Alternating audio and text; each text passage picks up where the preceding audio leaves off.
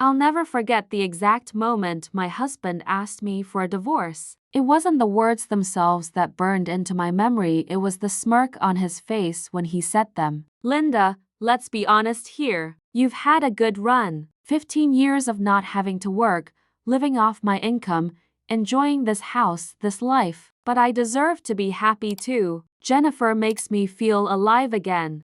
She's ambitious, driven, she has her own career. I need a partner, not just, well, you know. I was standing at the kitchen sink, my hands submerged in soapy water, washing the breakfast dishes he'd left scattered across the counter. The morning sun was streaming through the window, hitting the granite countertops we'd installed 3 years ago. Everything looked so normal. So perfectly, painfully normal. You'll get a fair settlement, of course, Robert continued, loosening his tie like he was already mentally checked out of this conversation. Though let's be realistic, you haven't contributed financially to this marriage. The house is in my name, the cars, the investments. You'll need to find somewhere affordable. Maybe get a job at Target or something? They hire older women. Target. He actually said Target. I turned off the water slowly, dried my hands on the dish towel, and looked at my husband of 23 years. Really looked at him, his salt and pepper hair that he was so proud of, carefully styled every morning, the expensive watch on his wrist, the one he'd bought himself for his 50th birthday, calling it a milestone achievement. The confident stance of a man who truly believed he'd built everything we had through his own hard work alone. And I smiled, not a sad smile, not even an angry smile. Just a small, knowing smile that made his confident expression flicker for just a second. Okay, Robert, I said quietly. If that's what you want. He blinked, clearly thrown by my calm response. He'd probably been preparing for tears, for begging, for me to fall apart. That's what he expected from the woman he thought I was, the woman he'd convinced himself he'd been supporting all these years. That's it. You're not going to fight this? No, I said, folding the dish towel neatly and setting it on the counter. I'm not going to fight you, Robert. You can have your divorce. What I didn't say, what he couldn't possibly know, was that I'd been fighting for 15 years. Fighting every single day to keep us afloat while he took all the credit. Fighting to maintain the illusion he needed so desperately. Fighting to protect his fragile ego while quietly saving our family from financial ruin over and over again. But that fight, it was about to end. And Robert had no idea what was coming. Let me take you back to the beginning. Not to the day we got married, or even to the day we met. To the day everything changed, the day I made a decision that would define the next 15 years of my life. It was a Tuesday morning in March, 14.5 years ago. Brandon was 13, Ashley was 10. Robert had just been promoted to senior sales manager at his company, a title that sounded impressive but came with barely any salary increase. What it did come with was a massive ego boost and an even bigger spending problem. We were living in a modest 3-bedroom house in suburban Ohio, and we were drowning, quietly, secretly drowning. Robert had maxed out 3 credit cards on business expenses and investment opportunities that never materialized. The mortgage was 2 months behind, the car payment was overdue, and Brandon needed braces that our insurance barely covered. I'd spent the entire morning on the phone with the mortgage company, my voice shaking as I promised them we'd catch up. The woman on the other end was polite but firm. One more missed payment and they'd begin foreclosure proceedings. When I hung up, I sat at the kitchen table for a long time, staring at the stack of bills I'd hidden in the drawer so Robert wouldn't see them. He hated when I worried about money, said it made him feel like less of a man, like he wasn't providing enough. So I'd learned to hide it, to smile and nod when he came home talking about his latest sure thing investment. But that day, something in me shifted. I opened my laptop, an old, slow thing I mainly use for family photos and email, and I started researching. I had a degree in finance from community college, earned before Brandon was born. I'd worked as a junior financial analyst for 3 years before Robert, and I decided I should stay home with the kids. Back then, it made sense. Childcare was expensive, and he was doing well enough. But that was then. Now, I needed to work. We needed money. Real money. Not just a part-time job at the local grocery store that Robert would see as an insult to his manhood.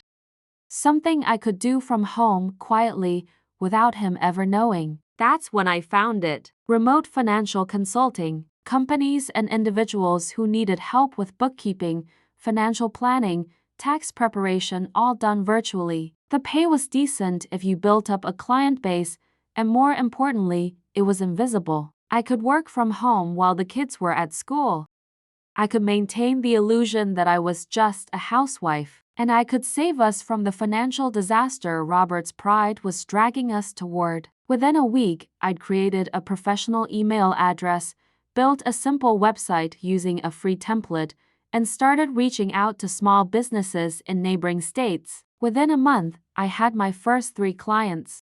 Within 3 months, I was bringing in more money than Robert's promotion had added to his salary, and I never told him, not because I wanted to deceive him, but because I knew in my bones that if I told him I was working, earning money, contributing financially to our household, he would see it as a failure. His failure, and his ego couldn't handle that, so I became invisible. The system I developed was meticulous, almost beautiful in its precision. Every payment from my clients went into a separate bank account I'd opened at a different bank across town, an account with paperless statements that Robert would never see. I'd drive to the ATM once a week, withdraw cash, and use it to make partial payments on our bills, just enough to keep us afloat. Just enough to avoid catastrophe. When the mortgage company called, I'd answer before Robert could. When the credit card companies sent notices, I'd intercept the mail. I became a master of financial triage, constantly deciding which crisis to address first, which bill could wait another week, which creditor could be negotiated with. The irony wasn't lost on me. I had a degree in finance. I was good at this, really good. My client base grew steadily. Within 2 years, I was making more than Robert. By year 5, I was bringing in nearly double his salary, but at home, I was still just Linda who doesn't work. Robert would come home from his sales job, pour himself a bourbon, and settle into his recliner. God, what a day, he'd sigh, carrying this whole family on my shoulders.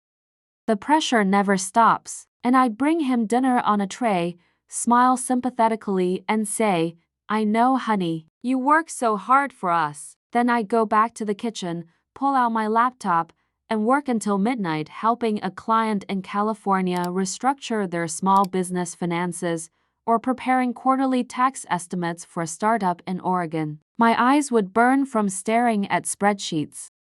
My back would ache from hunching over the keyboard, but I'd be saving us, one invoice at a time. The kids grew up believing their father was the provider, and why wouldn't they? That's what Robert told them constantly. "Your old man's got this," he'd say, ruffling Brandon's hair when our son worried about college expenses. "You just focus on your grades. Dad's making it happen."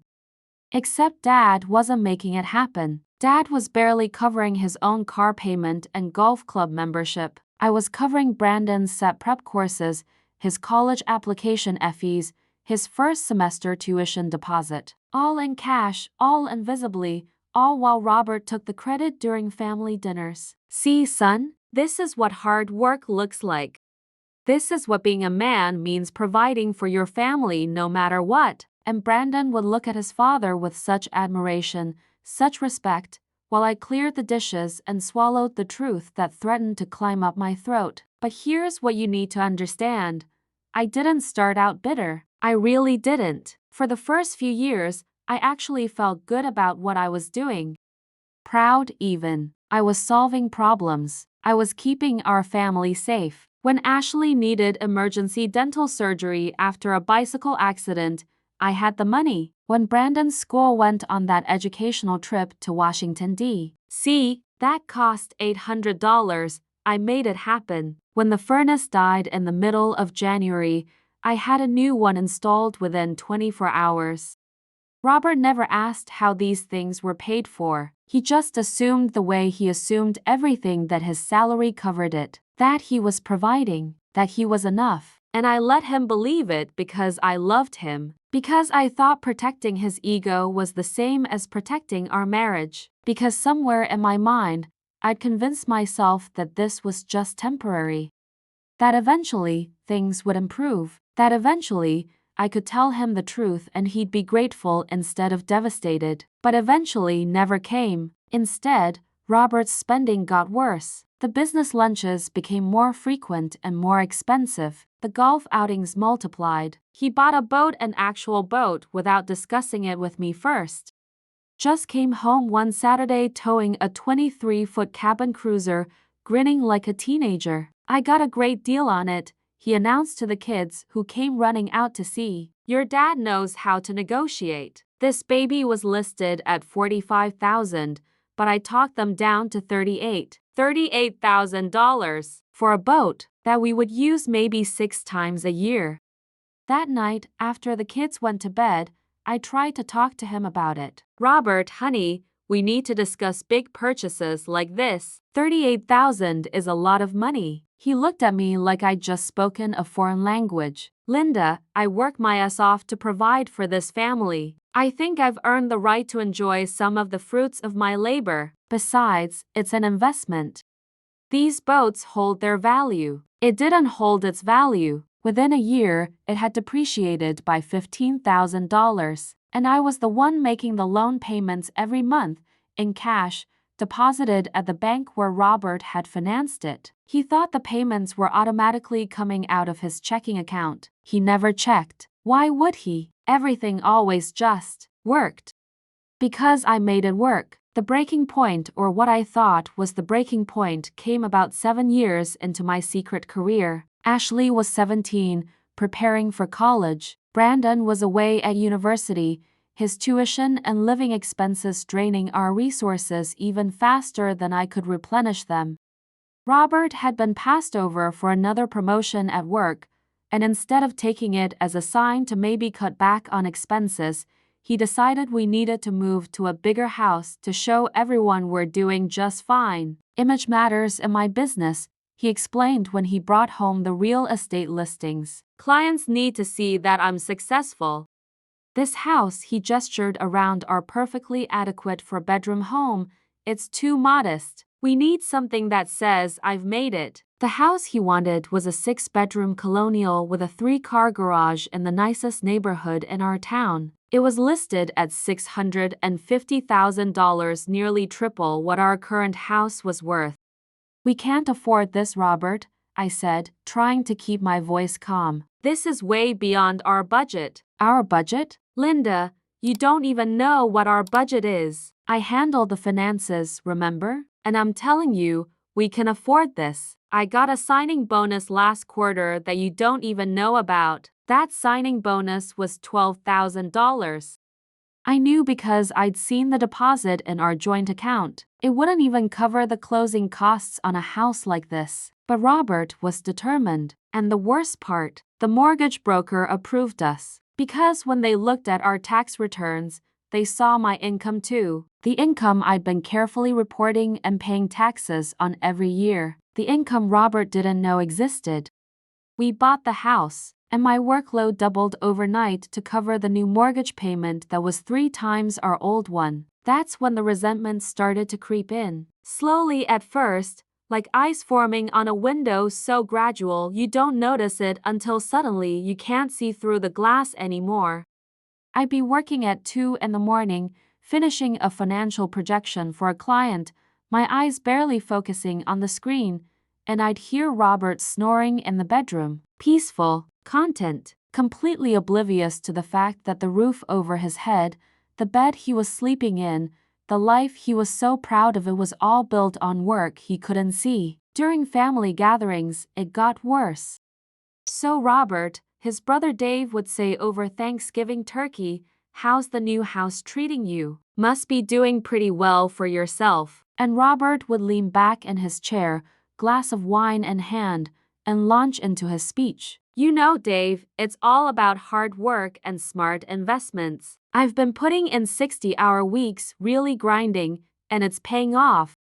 Linda's been incredible, holding down the fort here, making sure the kids are taken care of while I'm out there making it all happen. Making it all happen. I'd smile and nod, playing my part perfectly, while inside I wanted to scream. I wanted to stand up and tell everyone the truth. Tell them that Robert's 60-hour weeks were actually 45 hours of work and 15 hours of golf.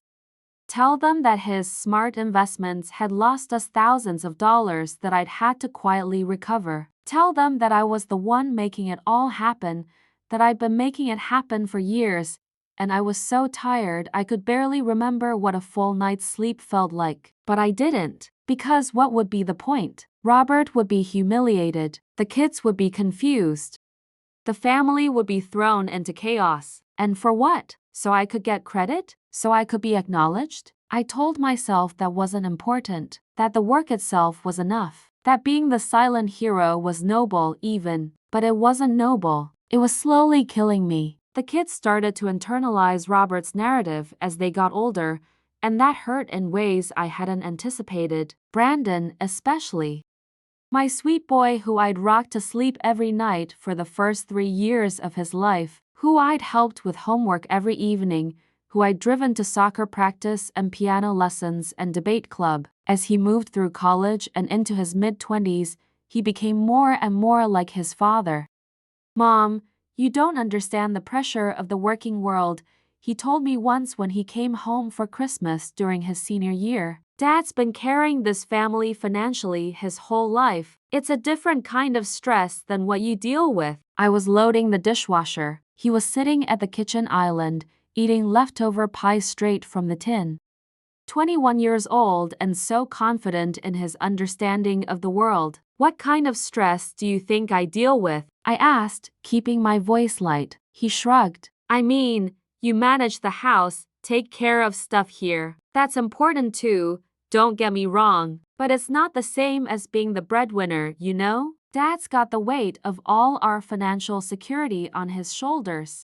That's intense." The breadwinner. I closed the dishwasher more forcefully than I meant to. Right, of course. Ashley was slightly better, but even she had absorbed the family mythology. When she graduated from college, a graduation I'd paid for, every single tuition payment, every textbook, every dorm fee. She gave a speech at our family celebration dinner.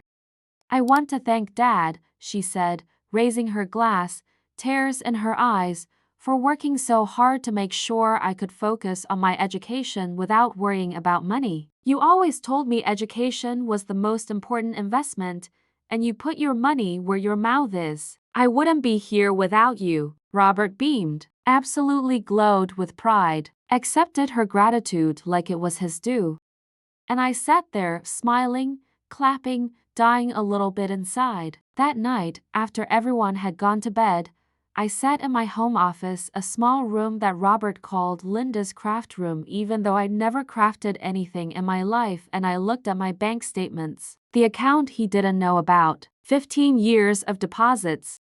Hundreds of thousands of dollars that had flowed through my hands, that I'd allocated to mortgages and tuition and car payments and medical bills and home repairs and family vacations and Robert's boat and Robert's golf membership and the new deck he wanted and the kitchen remodel he insisted on. 15 years of being invisible. And I made a decision that night, not to tell him not yet, but to stop trying so hard, to let the cracks show, to see what would happen if I just stepped back a little. I didn't know that decision would lead to Robert's affair, to Jennifer from his office, 34 years old and child-free and available for after-work drinks that turned into dinners that turned into weekend getaways he thought I didn't know about. I didn't know it would lead to this moment, standing in our kitchen, watching my husband ask for a divorce with such casual cruelty, so certain that I'd be lost without him. But now that I was here, in this moment, with that smirk on his face and those words in the air, "You'll need to find somewhere affordable, maybe get a job at Target," I felt something I hadn't felt in 15 years. Clarity. Pure, crystalline clarity. When do you want to tell the kids? I asked calmly. Robert blinked again, still off balance by my composure. I was thinking this weekend. I'll take them out to dinner, explain things. Man to man with Brandon, you know. He'll understand. Of course, I said. That sounds fine. And when would you like me to move out? Well, I thought maybe 60 days. That should give you time to find an apartment or something. I'll help with the first month's rent if you need it. How generous. How incredibly generous of him to offer to help me with rent on the apartment I'd need because he was kicking me out of the house I'd been paying the mortgage on. Perfect, I said. I'll start looking this week. Robert stood there for another moment, clearly wanting something more from me. Drama, maybe. Emotion. Proof that I needed him, that I'd fall apart without him. But I just smiled that small, knowing smile again and turned back to the sink. I have some errands to run, he finally said, grabbing his keys. I'll be back later this evening. Jennifer. He was going to see Jennifer. To celebrate his successful divorce conversation, probably. To tell her how easy I'd made it, how I hadn't fought at all. The door closed behind him, and then I walked to my home office, sat down at my computer, and opened my banking app. It was time for Robert to learn what happened when I stopped working in silence. It was time for everyone to see what 15 years of invisible labor had really been holding together. The first thing I did after Robert left that morning was something I should have done years ago. I made myself a cup of coffee, sat down at my desk, and I looked at everything with clear eyes. Not the eyes of a woman trying to hold her family together. Not the eyes of a wife protecting her husband's ego. Just clear, clinical eyes that could see the truth of our financial situation without the fog of emotion or obligation clouding the view. What I saw was both worse and better than I'd imagined. I pulled up every account, every spreadsheet, every file I'd been maintaining for the past 15 years. My client income records, our household expenses, Robert's spending patterns, the mortgage payment schedule, the car loans, the credit cards. The credit cards. Robert thought we had 2 credit cards with reasonable balances. He was wrong. We had 7 credit cards, and 6 of them were maxed out. The total debt? Just over $98,000. $98,000 that I'd been slowly, methodically chipping away at while Robert continued to swipe plastic like it was Monopoly money. The mortgage on our dream house. Robert thought the monthly payment was $2,800. It was actually $4,000 to $100. I've been making up the difference every month for the past 4 years, along with paying the property taxes that Robert kept forgetting about and the homeowner's insurance that he thought was included in the mortgage. His car payment? He thought it was $400 a month. Try $650. My car was paid off had been for 3 years, but I'd never mentioned it because he'd just suggest I get a nicer vehicle to match our lifestyle. The boat he barely used still had a $300 monthly payment that I'd been covering. His golf club membership? $800 a month. And here's the thing that made me laugh, actually laugh out loud in my quiet office. Robert's contribution to our household expenses was approximately 38% of our actual costs. 38%. I was covering 60% of everything, every single month. For 15 years, I opened my calculator and did the math. Over the past 15 years, I had personally paid approximately $2 million toward our family expenses. $1.2 million that Robert thought had materialized out of his own hard work and financial prowess. The man who was divorcing me because I never contributed financially. The man who thought I should get a job at Target. I sat back in my chair and felt something bubbling up in my chest. It took me a moment to recognize what it was because I hadn't felt it in so long. Anger, not the quiet, suppressed frustration I'd been swallowing for years. Real, clean, righteous anger. And with that anger came a plan. The plan was simple, really, elegant in its simplicity. I was going to stop. Just stop. Stop intercepting the bills. Stop making the extra mortgage payments. Stop covering Robert's credit card minimums. Stop being the invisible safety net that had been catching him for 15 years. I was going to let him experience exactly what life looked like when I wasn't working in silence to support this family. But I had to be smart about it. Strategic. I couldn't just announce what I was doing that would give him time to figure out solutions, to maybe even discover my income and try to claim it in the divorce. No, I needed to do this the same way I'd been doing everything else, invisibly. I spent the next 3 hours creating a new system. I set up automatic transfers to move my client income into a completely separate account at a different bank, one that would leave no paper trail to our joint accounts. I contacted my clients and updated my payment information. I made sure every single dollar I earned from that moment forward would be completely separate from anything Robert could access or trace. Then I went through every bill, every automatic payment, every financial obligation I'd been quietly handling. The mortgage? I'd been paying it through a separate online portal that Robert didn't know about. I canceled my automatic payment. The mortgage company would now only receive Robert's contribution, which would leave us $2,500 short every month. The supplemental car insurance I'd been paying to actually cover the vehicles at the level we needed? Canceled. The property tax escrow I'd been funding separately because Robert's paycheck contribution wasn't enough? Done. The credit card payments I'd been making to keep the accounts from defaulting? Stopped. The utility bills I'd been paying from my account? I switched them all back to the joint account that only received Robert's deposits. One by one, I systematically removed myself from the financial structure of our household. It was like being a supporting beam in a building and just stepping away, not destroying anything, not sabotaging anything, just withdrawing my support and letting the structure stand or fall on its own merit. It took me most of the day. When I was finished, I had created a situation where every single bill, every single financial obligation of our household was now entirely dependent on Robert's income alone. The income he'd always claimed was supporting us. Now he'd get to prove it. That evening, Robert came home around 8 o'clock, later than usual, smelling of perfume that definitely wasn't mine.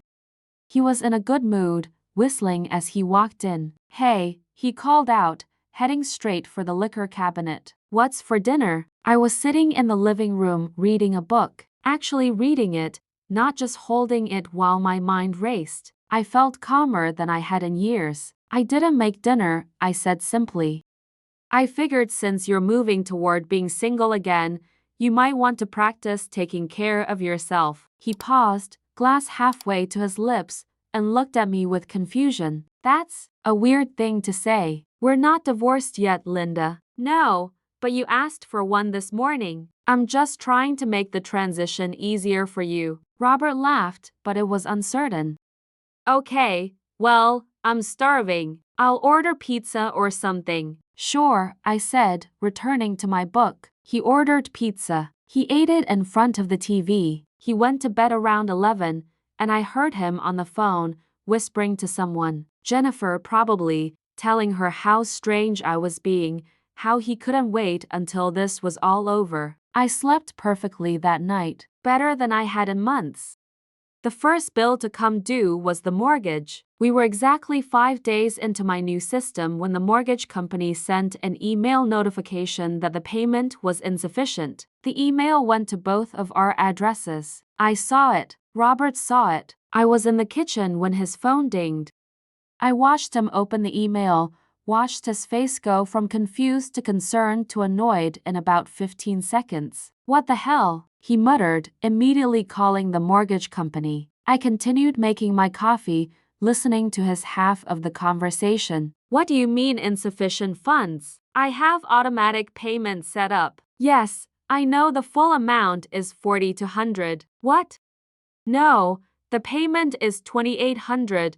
It's always been $2,800. "Are you sure?" There was a long pause where I could hear the customer service representative's patient voice explaining something. "That's impossible," Robert said, his voice rising. "I've been paying this mortgage for years. I think I know what the payment is. Well, then where is the rest coming from? There must be. Look, can you just tell me the payment history? Another pause. His face was getting red. I don't understand. Where is this additional payment coming from each month? What account? I took a sip of my coffee. I knew what they were telling him. That for the past 4 years, the full mortgage payment had been coming from two sources. His automatic payment of $2,800 and a separate manual payment of $1,400 from an external account that was no longer being paid. This doesn't make any sense, Robert said, and he actually sounded lost, like a child who just discovered that the world worked differently than he thought. I'll have to call you back. He hung up and stared at his phone for a long moment. Then he looked at me. Did you know our mortgage payment is $40 to $100? I said, not looking up from my phone where I was scrolling through my morning emails. You knew? Why didn't you tell me? I assumed you knew, Robert. You're the one who insisted on buying this house. You handled the mortgage application. Didn't you read the documents before you signed them? Of course I did, but I remember the payment being $2,800. The payment you set up was $2,800, I said calmly. The actual mortgage payment was $40 to $100. Then where was the other $1,400 coming from? I looked at him directly. That's a good question. Where do you think it was coming from? He stared at me, and I could see his brain trying to work through the logic. There were only 2 possible sources of money in our household, as far as he knew: his income and, well, his income. I didn't work. I didn't earn money. So where would $1,400 a month come from? Did you take out a loan or something? He finally asked. No, then I don't understand.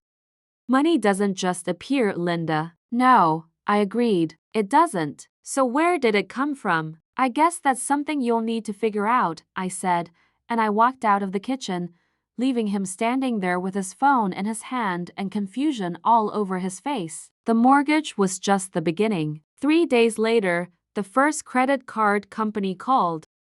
The one where the minimum payment was $500 and I'd been paying it every month while Robert thought it was automatically deducted from his account. He answered the phone while he was getting ready for work. I was in the bedroom, organizing some files, and I heard his voice from the bathroom. Yes, this is Robert. What do you mean past due? I have automatic payment set up. No, that's not possible. Check again. 23 days overdue? That's ridiculous. I've never missed a payment. More confusion. More pieces of his reality starting to crack. The late fee was $35. Small in the grand scheme of things, but it was the first time in 15 years that Robert had faced an actual consequence for not managing our finances properly. 2 days after that, the second credit card called. Then the third. Within a week, Robert had received 5 different calls from creditors, all telling him the same thing. Payments were late, accounts were at risk of default, his credit score was in danger. I watched him spiral.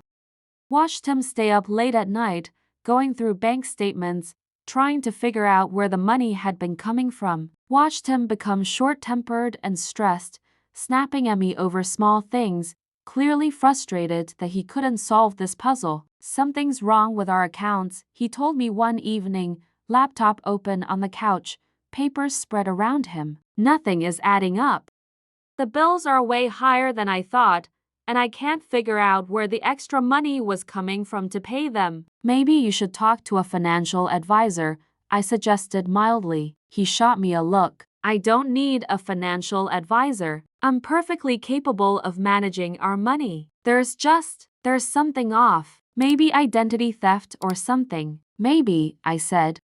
But it wasn't identity theft. It was just Robert, finally seeing the actual cost of the life he'd been living. The life he thought he was paying for, but was actually being subsidized by a wife he was preparing to divorce. The truly beautiful thing about my plan, and I don't use that word lightly, was that I didn't have to do anything malicious. I didn't have to sabotage anything or create problems. I just had to stop solving them. The problems had always been there. I'd just been making them invisible. Now they were becoming very, very visible. Week 2 brought the first overdraft notification. Robert's checking account went into the negative for the first time in our marriage, or so he thought. It had actually gone into the negative dozens of times over the years, but I'd always caught it and transferred money from my account to cover it before he noticed. Not anymore. The overdraft fee was $35. Then another transaction tried to process, and it was declined. Then another. By the end of the day, he had 3 failed transactions and $90 in overdraft fees. He was furious, called the bank, yelled at some poor customer service representative about their incompetent system, demanded they reverse the fees. They didn't, of course, because there was no error. There was just insufficient funds. I don't understand this, he kept saying over and over. The math doesn't work. My paycheck should be more than enough to cover everything. Maybe you're spending more than you think, I offered. I'm not. I know what I spend. This doesn't make sense. But it did make sense. Perfect sense. He just didn't want to see it. Brandon called during week 3. He'd been trying to use his credit card, the one that was linked to our account, that we'd given him for emergencies when he was in college, and just never closed, and it had been declined. Mom, what's going on? Dad said there are some issues with the accounts. I was folding laundry. It was a Tuesday afternoon. Robert was at work, probably dealing with yet another call from a creditor. Your father's handling it, honey. You should talk to him. I tried, but he seems really stressed and won't explain anything. Is everything okay? Financially, I mean? This was my moment. I could tell Brandon the truth right now. Explain to my son that his father had been living a lie, that I'd been the one keeping everything together, that the provider he looked up to had actually been failing for 15 years while I quietly cleaned up his messes. But I didn't. Everything's fine, I said. Your dad's just going through some stuff right now. The divorce, you know? Oh, yeah. Brandon's voice got awkward. He told me about that. I'm sorry, Mom. That must be hard. I'm managing, I said, which was possibly the biggest understatement of my life. Well, if you need anything. I mean, I can't help financially or anything. I'm barely making it on my salary, but if you need to talk. My son, offering emotional support but making it clear that financial help was impossible because he was barely making it on his $60,000 a year starting salary. The same son whose student loans I'd paid off last year, $32,000, all at once, money he thought had come from his father's investments paying off. Thanks, sweetheart. I appreciate that. After we hung up, I sat with the laundry basket in my lap and felt that anger again. That clean, righteous anger that was becoming more and more familiar. My children had no idea. No idea what I'd sacrificed, what I'd built, what I'd protected. They thought their father was a hero and I was just there, a nice woman who kept the house clean and made sure there was food in the fridge. Well, they were about to learn differently. Week 4 was when things got really interesting. Robert came home early on a Thursday, which was unusual. He walked in, set his briefcase down with more force than necessary, and poured himself a drink. At 3 in the afternoon. We need to talk, he said. I was at my laptop, working on a client's quarterly projections. I closed it smoothly and turned to face him. Okay. I went to the bank today, talked to them about all these issues we've been having, and they showed me our complete financial picture, everything. He took a long drink. We're in trouble, Linda, real trouble. We're 3 weeks behind on the mortgage. We have almost $100,000 in credit card debt.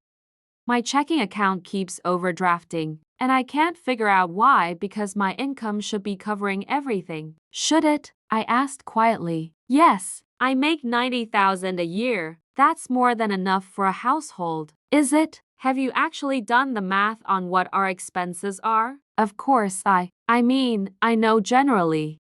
He trailed off, and I could see the realization starting to dawn. That maybe he didn't know. That maybe he'd never actually known. Robert, when was the last time you actually looked at all of our bills? Actually added them up? I don't need to add them up. I know what we pay for. Do you? I stood up and walked to the filing cabinet I kept in the corner of the living room. I pulled out a folder I'd prepared, a complete breakdown of every single household expense for the past year. Every bill, every payment, every cost. I handed it to him. This is everything we spent last year. Mortgage, property taxes, insurance, utilities, car payments, credit cards, groceries, gas, household repairs, medical expenses, everything. Take a look.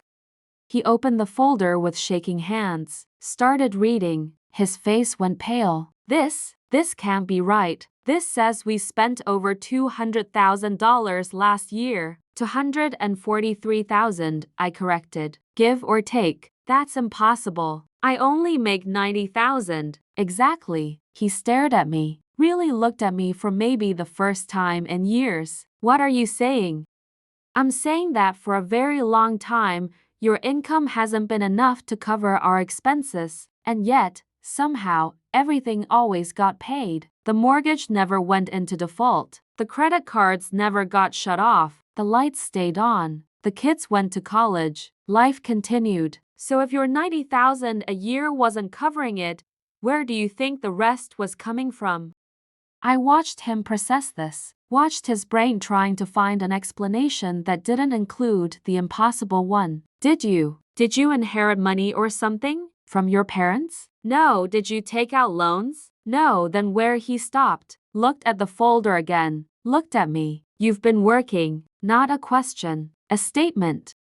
A realization that was clearly rocking his entire understanding of our marriage. Yes, I said simply. I've been working. The look on Robert's face was something I'll remember for the rest of my life. It wasn't anger or betrayal or even hurt. It was pure, complete disbelief, like I just told him the sky was actually green and he was trying to process whether that could possibly be true. You've been working, he repeated, saying it out loud as if hearing the words would make them make sense. For how long? 15 years. His drink glass hit the coffee table with a sharp crack. 15? Are you serious right now? You've had a job for 15 years and you never told me. I didn't have a job, Robert. I had a career. I still have a career. I'm a financial consultant. I work with businesses and individuals remotely, helping them with bookkeeping, financial planning, tax preparation. He was shaking his head, standing up, sitting back down, unable to settle. This is insane. Why would you hide this? Why wouldn't you tell me? And there it was, the question I'd been waiting for, the question I'd been asking myself for years. Do you remember when Brandon was 13? I asked calmly. When you got that promotion to senior sales manager, what does that have to do with? Do you remember what happened when I suggested I might go back to work? When I mentioned maybe getting a part-time job to help out? He frowned, clearly not remembering. You told me it would be embarrassing, I continued. You said it would make you look like you couldn't provide for your family. You said real men don't need their wives to work, that it would be admitting you were a failure. Do you remember that conversation, Robert? His face flushed. That was different. I was talking about you working at some retail job or something, not a real career. Oh, so it's only embarrassing if I'm working retail, but it would have been fine if I was a financial consultant? Is that what you're saying? That's not. You're twisting my words. Am I? Because from where I'm standing, you made it very clear that you didn't want me working in any capacity. You wanted to be the provider. You wanted the credit, the pride, the identity of being the man who takes care of his family. And I loved you enough to let you have that, even when it meant I had to work in secret to actually make it possible. Robert stood up and started pacing. So what? This is my fault. You lied to me for 15 years and somehow that's on me? I didn't lie, I said, and my voice was still calm, still controlled, even though my heart was racing. I just didn't volunteer information you made clear you didn't want to hear. That's the same thing, is it? Robert, answer me honestly.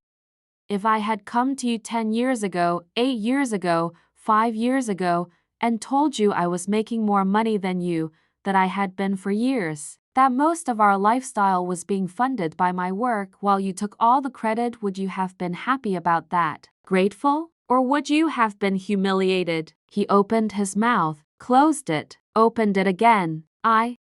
That's not fair. Which part isn't fair? The question or the answer you don't want to give? We sat in silence for a long moment. Robert refilled his drink. I stayed where I was, watching him try to reorganize his entire understanding of our marriage. How much? He finally asked. How much what? How much do you make? I'd been expecting this question. Had my answer ready.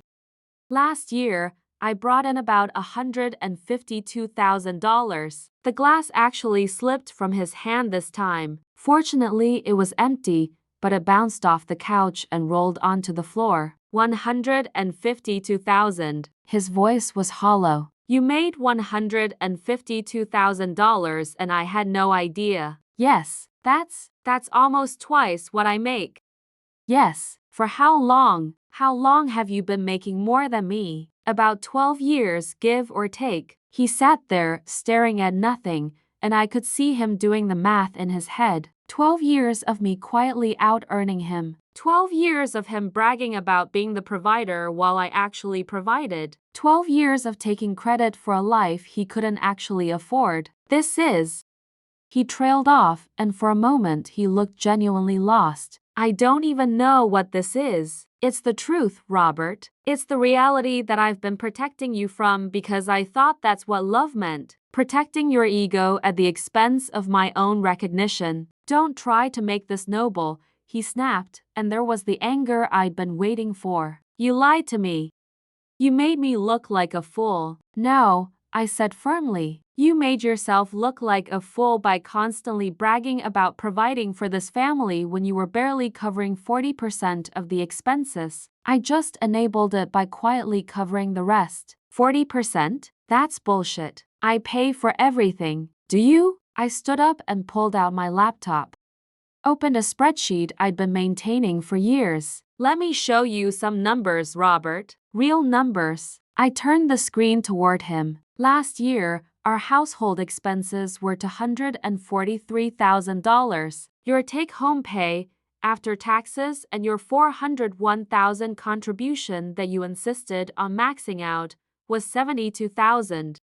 That means you covered about 30% of our actual costs. Not 40-30. The other 70%? That was me. But the mortgage payment, which you thought was $2,800 but was actually $4,200. You paid $2,800, I paid $1,400. Every single month for years. The car payments.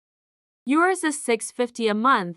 You thought it was $400. Mine is paid off and has been for 3 years, but you never asked. The credit cards are almost $100,000 in debt because you kept spending without watching the balances, and I've been making minimum payments to keep them from defaulting. Those minimums total almost $2,000 a month. How much do you pay toward credit cards each month, Robert? He was silent. I'll tell you. $300. You pay $300 total across all our credit cards because that's what you set up in autopay years ago and never adjusted. I've been paying the other $1,700 to keep us from getting collection calls. I pulled up another screen. Your golf club membership? $800 a month. The boat you just had to have? $300 a month in loan payments, plus insurance and marina fees that add another $200. Your car detailing service? $140 a month. Your subscription to that wine club? $90 a month. Should I keep going? His face was bright red now. Stop. Stop showing you the truth. Stop making you look at what our life actually costs versus what you actually contribute. I said stop. He slammed his hand on the coffee table, making me jump despite my resolve to stay calm. We stared at each other, and I could see everything warring in his expression. Anger, embarrassment, confusion, and underneath it all, something that looked almost like shame. I want a divorce, he finally said, like he was trying to regain some control of the situation. That hasn't changed. I know, I said. You want to marry Jennifer, the ambitious one, the one with her own career, Don't what? Don't acknowledge that you're leaving me for a younger woman who actually gets credit for her work, while you've been taking credit for mine for over a decade. This isn't about Jennifer, isn't it? Robert, be honest, when did the affair start? He flinched. I don't know what you're talking about. Please, I'm a financial consultant, remember? I'm very good at spotting patterns. The late nights started 8 months ago. The hotel charges on the credit card, the one you thought I didn't monitor, started 6 months ago. The sudden interest in working out and buying new clothes? 5 months ago. You're not as subtle as you think. If you knew, why didn't you say anything? Because I was tired, Robert. Tired of fighting. Tired of protecting you. Tired of being invisible. When I realized you were having an affair, do you know what I felt? He shook his head. Relief. I felt relieved. Because it meant I wouldn't have to be the one to end this. You would do it for me. You'd be the bad guy, and I could finally stop carrying the weight of this marriage alone. That night, Robert slept in the guest room. I heard him on the phone late, probably talking to Jennifer, maybe telling her about his crazy wife who'd been secretly working for 15 years. I wondered if he'd tell her the whole truth, that his crazy wife had been secretly paying for his lifestyle for 15 years. I lay in our bed, in the master bedroom of the house I'd been paying most of the mortgage on, and I felt light, like I'd been carrying a backpack full of rocks and had finally set it down. The truth was out there now. Robert knew. And in the morning, I'd start the process of making sure everyone else knew too. I called Brandon the next day, asked if he could come over for lunch that weekend, that we needed to talk. He agreed, though I could hear the wariness in his voice. I called Ashley too. Same conversation, same agreement. Robert and I barely spoke to each other over the next few days. He'd come home from work, grab food, and disappear into the guest room. I continued my normal routine, working during the day, managing my clients, maintaining my career. The career he now knew about but was pretending didn't exist. The bills continued to pile up. The second mortgage payment came due, and once again, Robert's auto payment wasn't enough.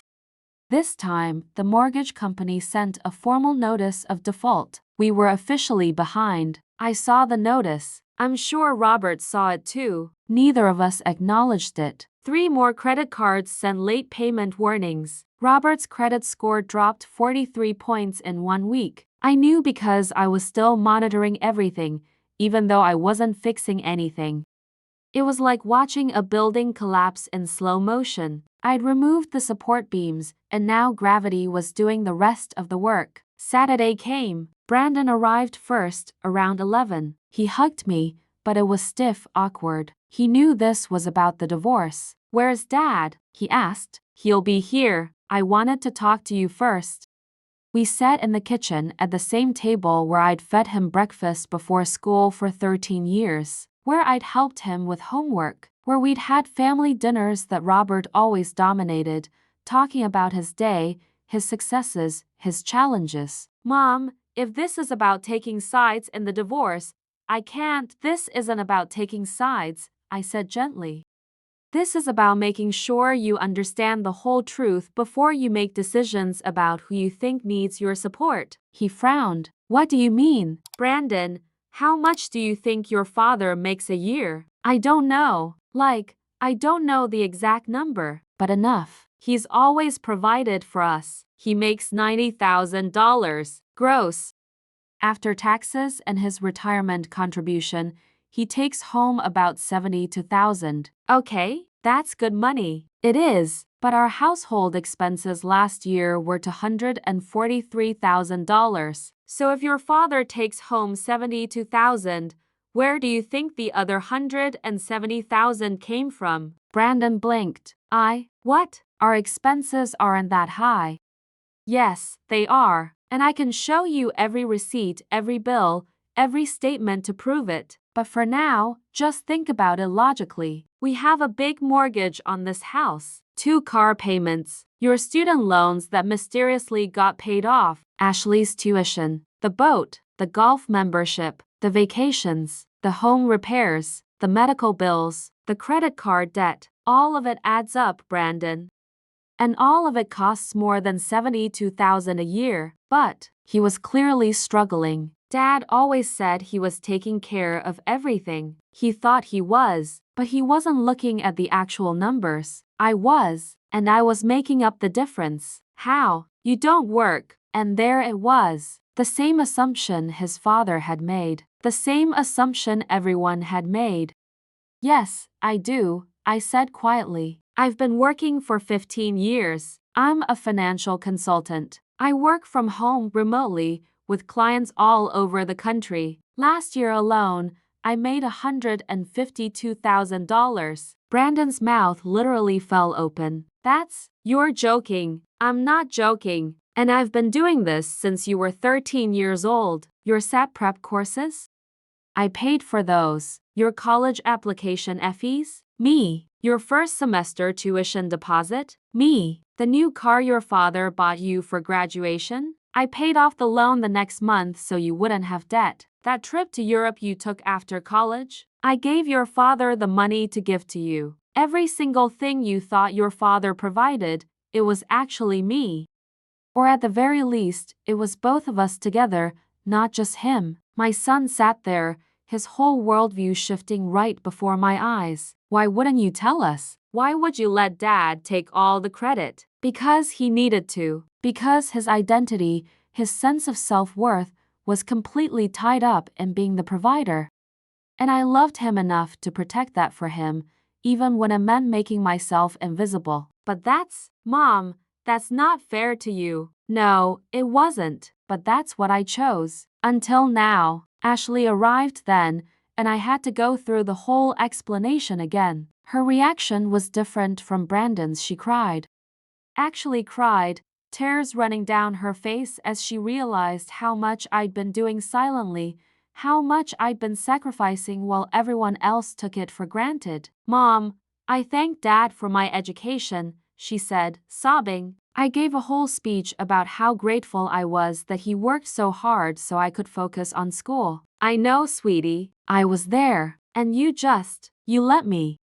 You let me thank him when it was you. He's your father. He did work hard in his own way. I just worked harder in ways nobody saw. Robert came home about an hour into our conversation. He walked into a kitchen where both his adult children were staring at him with very different eyes than they'd had that morning. What's going on? He asked, immediately defensive.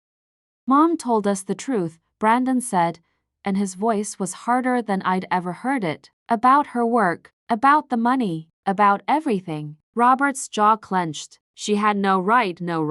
Ashley stood up, her voice shaking. She had every right. We're not children anymore, Dad. We deserve to know the truth about our own family. This is between your mother and me. No, it's not.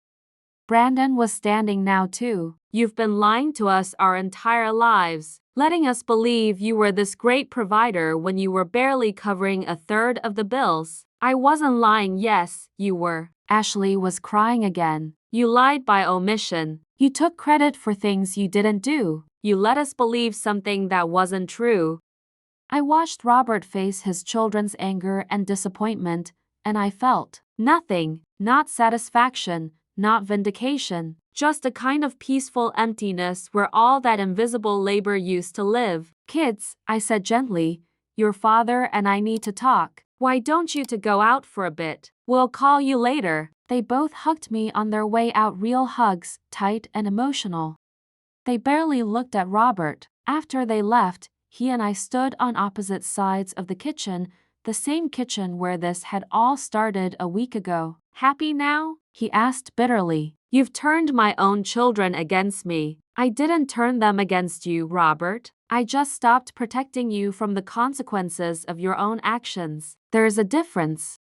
What do you want from me, Linda? An apology? Fine. I'm sorry I didn't realize how much you were contributing. I'm sorry I took credit. Is that what you want to hear? I don't want anything from you, I said, and I meant it. You asked for a divorce. We're getting a divorce, but we're going to do it with honesty this time. No more lies. No more hiding the truth. What's that supposed to mean? I pulled out a folder I'd prepared. Another one full of documents. This is every financial record from the past 15 years. My income, my tax returns, my contributions to every account, every bill, every expense. This is all going to my lawyer. And when we go to court to divide assets, the judge is going to see very clearly who actually built the life we've been living. His face went pale. You're going to try to take everything. No, Robert. I'm going to try to get what I actually earned. There's a difference. The next 2 weeks were when everything truly fell apart, not just our marriage, but the entire elaborate fiction Robert had built around his role as the family provider. Monday morning, after our weekend confrontation with the kids, I got a call from Ashley. She was at work, whispering into the phone like she didn't want her colleagues to hear. Mom, I need to ask you something, and I need you to be completely honest with me. Of course, honey. The car Dad bought me for my 21st birthday. The one he made this big production about, took me to the dealership, signed the papers in front of me. Did you? I paid for it, I confirmed. He financed it on a 5-year loan at 7% interest because his credit wasn't good enough for better terms. I paid it off 3 months later to save on the interest charges. There was a long silence on the other end. Ashley? I called him last night, she said, her voice thick with emotion, to ask him about some of the things you told us. He got so defensive, Mom, so angry, started talking about how you were poisoning us against him, how you were rewriting history. But when I asked him specific questions like how much was my tuition, or what was the actual mortgage payment, he couldn't answer. He didn't know. He never wanted to know, I said softly. Knowing would have meant acknowledging that his story about himself wasn't true. I feel like I don't even know him anymore, like my whole childhood was. I don't know. A performance? No, sweetheart. Your childhood was real. Your father's love for you is real. He got confused somewhere along the way about what being a good father and husband actually meant. After I hung up with Ashley, I sat for a while thinking about that. Because it was true, in a way. Robert did love our children. He'd been at their soccer games and recitals. He'd helped with science projects and taught Brandon to throw a baseball. He'd walked Ashley down the aisle at her friend's wedding when the bride's father was sick. He just never did the invisible work, the work that actually kept the whole show running. By Wednesday, the financial collapse was accelerating. The mortgage company sent a formal notice that we were now 60 days behind. The letter stated that if we didn't bring the account current within 30 days, they would begin foreclosure proceedings. I left the letter on the kitchen counter where Robert would see it. That evening, he came home earlier than usual. I was in my office, on a video call with a client in Seattle, helping them restructure their small business expenses.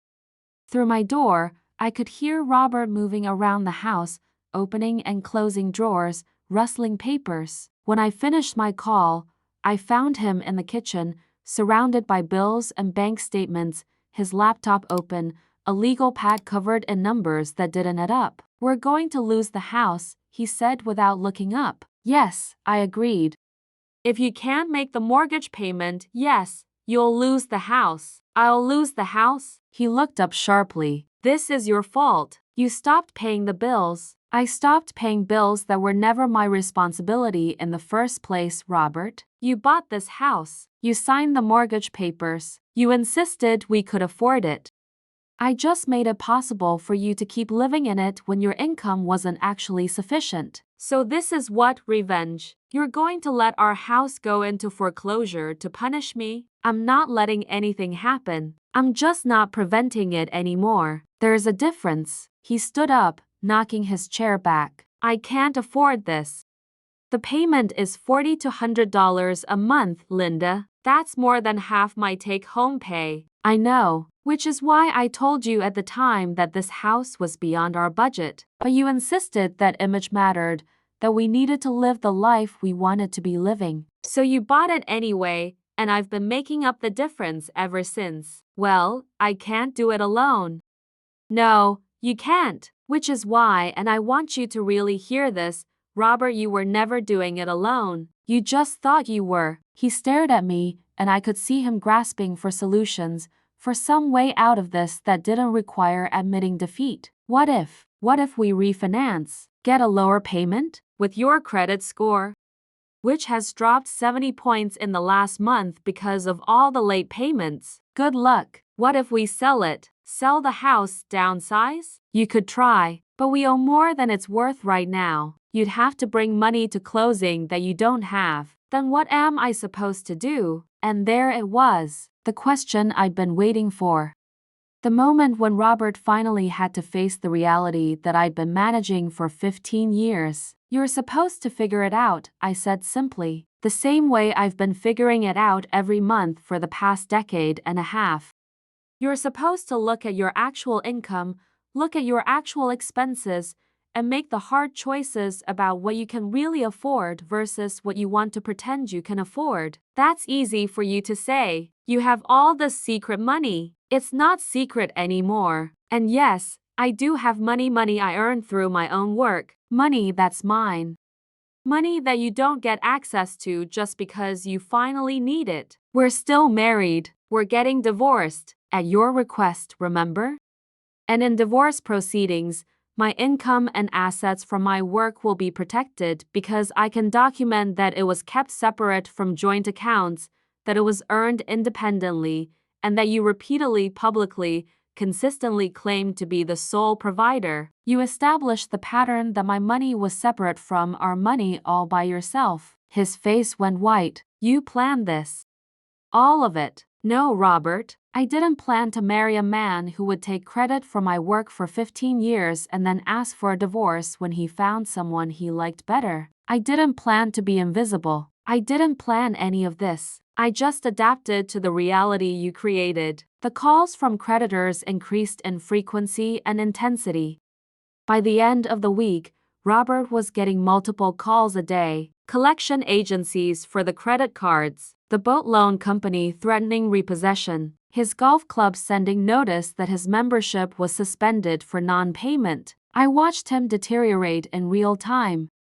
The confident man who'd asked for a divorce 2 weeks ago was being replaced by someone who jumped every time his phone rang, who stopped answering calls from numbers he didn't recognize, who looked genuinely afraid of his own mailbox. Friday evening, he came home to find a car in our driveway with a repo company logo on the side. They were there for the boat. You can't take that. He yelled at the driver. I'm just a little behind on payments, sir. You're 93 days behind. The bank has authorized repossession. 93 days? That's impossible. I have automatic payments set up. But he didn't. I did, and I'd stopped them 8 weeks ago. They hooked up the boat trailer and drove away while Robert stood in the driveway, visibly shaking. When he came inside, he looked at me with something close to desperation. Why are you doing this to me? I'm not doing anything to you, Robert. I'm just not doing things for you anymore. Everything that's happening right now is a direct result of your own financial decisions. Decisions you made without me, without consulting me, without ever once asking if we could actually afford the life you were living. So you're just going to watch me lose everything? Everything? Robert, let me tell you what you're actually losing. You're losing a boat you used maybe 10 times in for years. You're losing a golf club membership that costs more than most people's rent. You're losing a house that was way too big and expensive from the day we bought it. You're not losing everything. You're losing the props you used to make yourself feel successful, and you don't care. I paused, really considering the question. No, I said finally. I don't. Not anymore. I cared for 15 years. I cared so much that I worked myself to exhaustion trying to make your fantasy life possible. But you know what finally broke that caring? It was the moment you looked me in the eye and told me I never contributed to this family, that I should get a job at Target, that I'd had a good run living off your income. I didn't know you didn't want to know. There's a difference. You could have asked. You could have looked at the actual numbers at any point. You could have wondered how we afforded everything. But you didn't, because the truth would have complicated the story you told yourself about being the big provider. Brandon showed up that weekend without calling first. I was surprised to see his car pull up, even more surprised when he came to the door with Jennifer beside him. Not Jennifer the mistress. Jennifer from his office, a colleague he'd mentioned before, a data analyst he sometimes collaborated with. Mom, this is Jen from my work. She's kind of become my girlfriend over the past few months. The way he said it, awkward and rushed, made it clear he hadn't told Robert yet. It's nice to meet you, I said, shaking her hand. Come in. Over coffee in the living room, Robert was out, probably driving around avoiding reality. Brandon explained why he'd brought her. Jen studied economics, and after what you told me about your work, about Dad, about everything, I told her about it. I hope that's okay. It's fine, I said, though I was curious where this was going. Jen leaned forward. Miss Walker, I just want to say, what you've been doing is remarkable. Managing a consulting business while maintaining a household, all while staying completely invisible. That's extraordinary. Thank you, but no, really.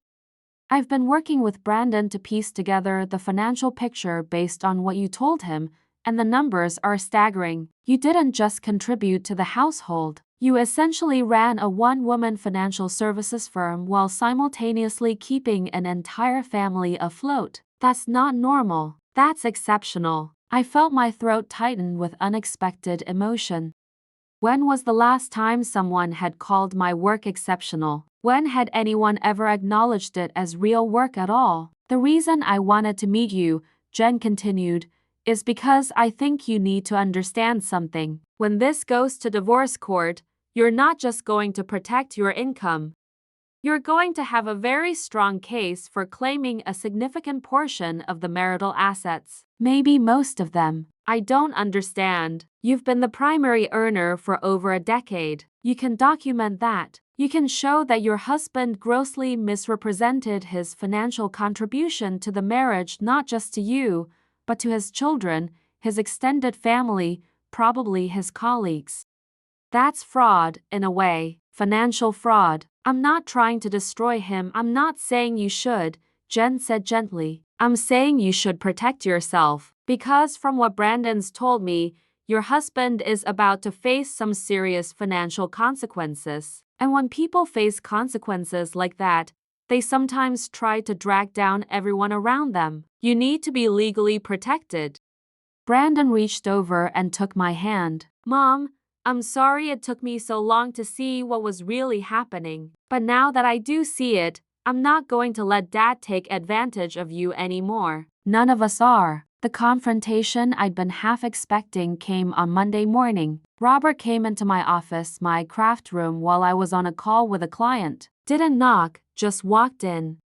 I held up one finger, asking him to wait, but he didn't. He walked over and closed my laptop, cutting off my video call mid-sentence. What the hell, Robert? We need to talk. Now. I took a breath, reopened my laptop, and quickly sent an apology message to my client before closing it again and giving Robert my attention. I talked to a lawyer, he said. Good. You should have one.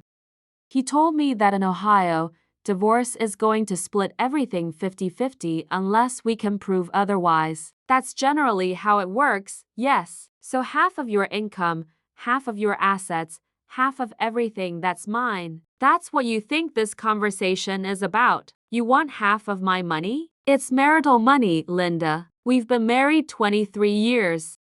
And for 15 of those years, I was the primary earner while you took all the credit. I have tax returns, bank statements, client contracts, everything documented and separated from our joint finances. I have emails where you told friends and family that you were the sole provider. I have recordings of family dinners where you explicitly stated that I didn't work.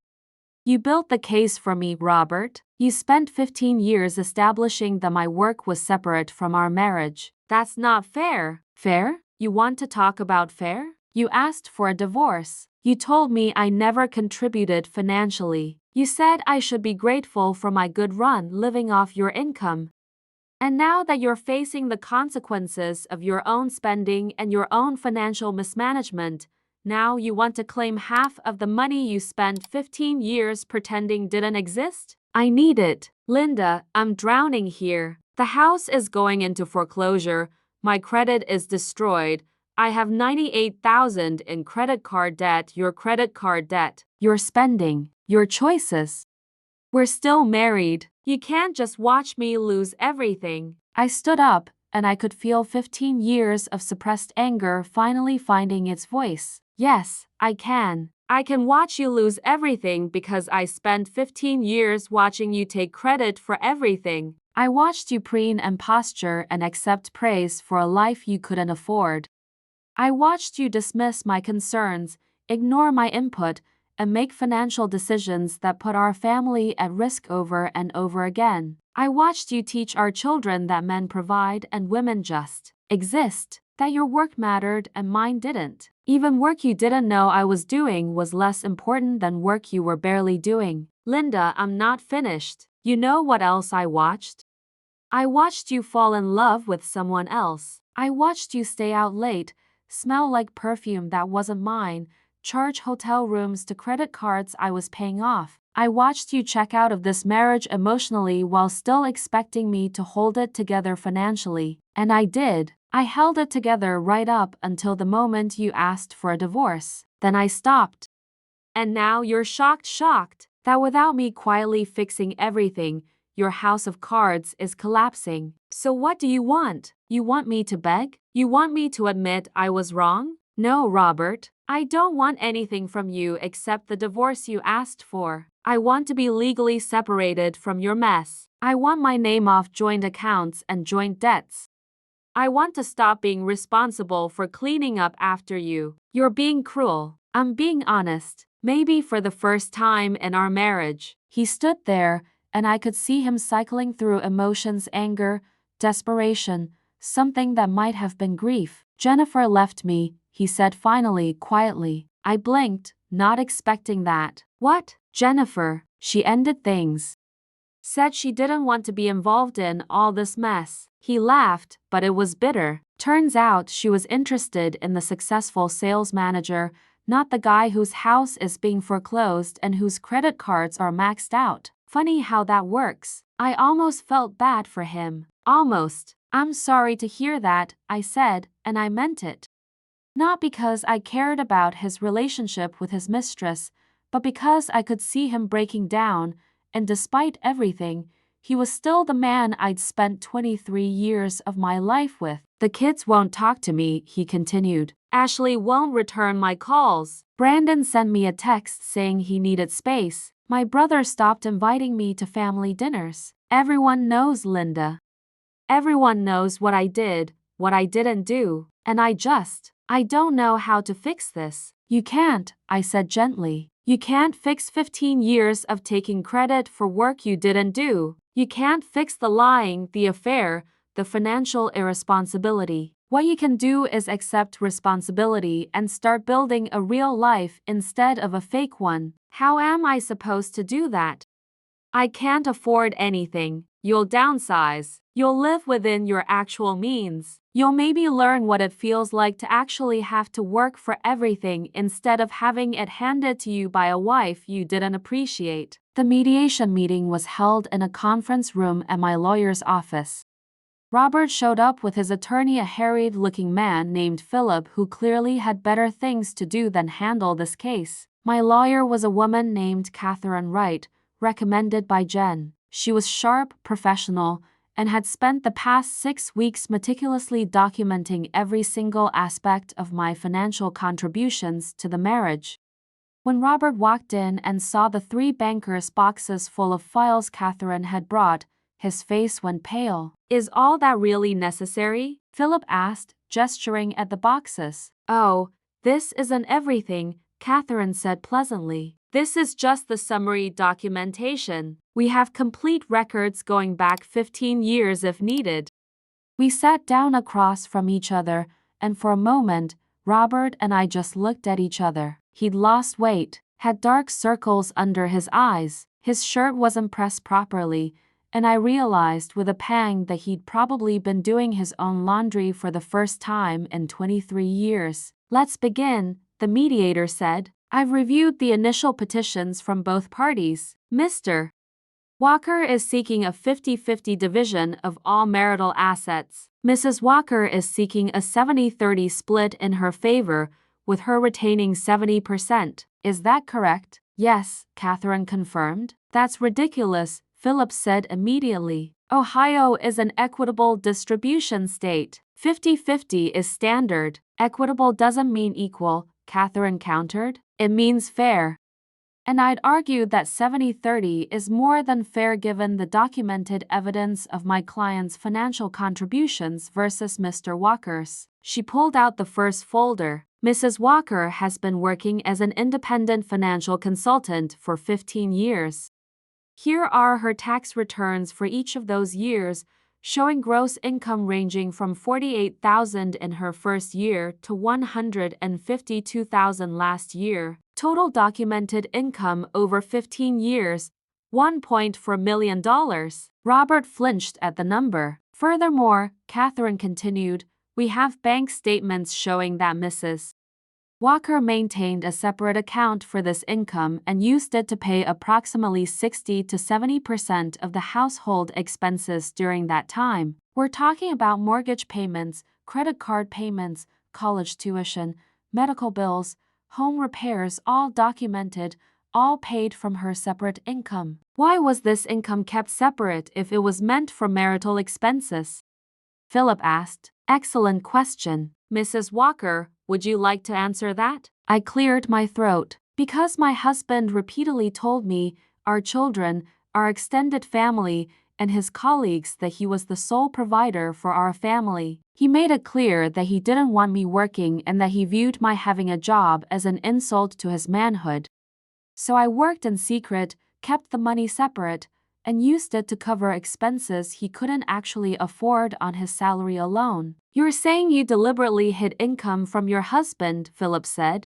I'm saying I earned income through my own labor, kept it in my own account, paid my own taxes on it, and used it to prevent our family from falling into financial ruin while my husband spent beyond his means and took credit for a lifestyle he couldn't actually support. Catherine pulled out another folder. Here are email exchanges between Mr.